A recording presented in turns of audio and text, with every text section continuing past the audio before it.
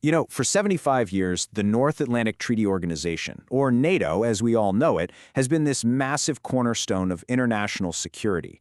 It was literally born from the ashes of World War II, and since then, man, it has evolved, it's expanded, and it's faced challenges that its founders probably couldn't have even dreamed of. But its story, well, it's full of some pretty interesting contradictions. And that brings us to the central puzzle, right? NATO was created for a world that just doesn't exist anymore, to face an enemy that vanished decades ago. And yet, here we are today, and it's bigger than it has ever been. So how in the world did an alliance forged for the Cold War find its purpose in the 21st century? Let's get into it. So, to really get what NATO is all about, we've got to rewind the clock to the late 1940s. Europe was absolutely devastated by the war, and a new shadow was starting to fall across the continent, and that was the Soviet Union.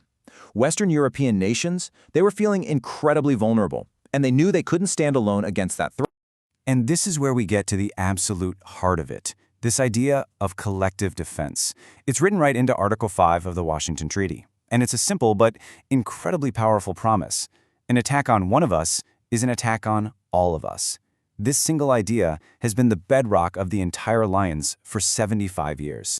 And man, this alliance came together fast. The initial groundwork was laid in '48, and just a year later, bam, NATO is officially born with 12 members. It didn't stop there. It quickly expanded, bringing in Greece and Turkey, and then, the really big one, in 1955, West Germany joined.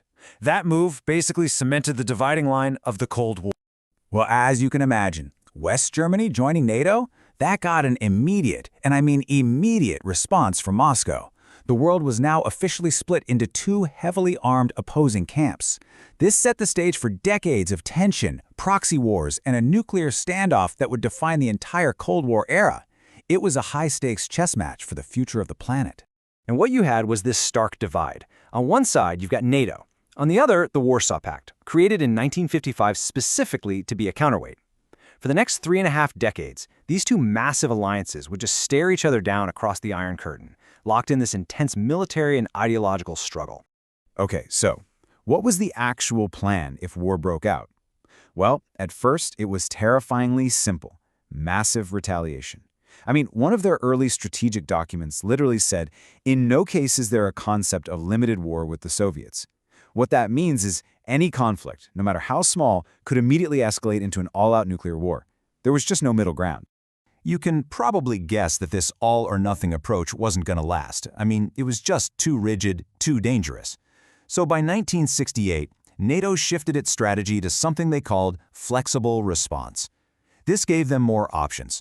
First, you meet an attack with conventional forces. If that's not working, you deliberately escalate, and only as the absolute last resort do you go to the nuclear option. And then, the unthinkable happened. The Berlin Wall came down. The Soviet Union just dissolved, and NATO's great adversary was gone. The alliance had won the Cold War. But in a strange way, by winning, it lost its main reason for existing. The big question became, what now? What was its purpose? It's hard to overstate just how fast the world changed then. A reunified Germany was now fully in NATO. The Warsaw Pact? Gone. And in this really remarkable turn of events, NATO created something called the Partnership for Peace to try and cooperate with its old foes. And then by 1999, it welcomed 3 of them, Poland, Hungary, and the Czech Republic, as full members. So instead of shrinking, what does NATO do? It expands eastward, right into the territory of its former rival. NATO was trying to reinvent itself, to go from this defensive bloc to a wider security organization that promoted stability. But, this decision was definitely not without controversy, and it kind of planted the seeds for some future tension. But just as NATO was figuring out this new role, a totally different kind of threat was about to give the alliance a shocking and unexpected new mission. On September 11, 2001, an attack on one member would completely redefine what collective defense even meant and push NATO far, far beyond its traditional borders. Just think about this for a second. For the first and only time in its entire 75-year history, NATO invoked Article 5. The attack on the United States was officially declared an attack on all members, and the alliance got ready to act, not in Europe, but thousands of miles away in Afghanistan. When you look at it, the transformation is just wild. The Cold War was all about static defense, holding the line in Europe. But the 21st century, It saw NATO in active operations all over the globe, managing conflict in the Balkans, fighting terrorism in Afghanistan, chasing pirates off the Horn of Africa, even intervening in Libya. It had become a global crisis manager. But here's the thing. Even while NATO was busy with all these missions around the globe, the old neighborhood, Europe, started to change again. Tensions with Russia, which had actually been a partner for a while, began to rise, and that brought NATO's focus right back to where it all started. And just like that, the post-Cold War world started to unravel, and fast. Russia's annexation of Crimea in 2014 basically shattered all cooperation.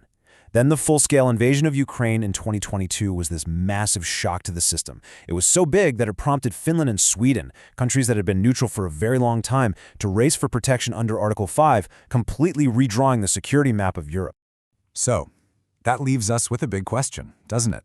After all those decades of searching for a new identity, of taking on missions in far-flung places, is NATO's main job once again the collective defense of Europe against a rival great power? Has this alliance, after 75 years of incredible transformation, actually come full circle, right back to the very reason it was born?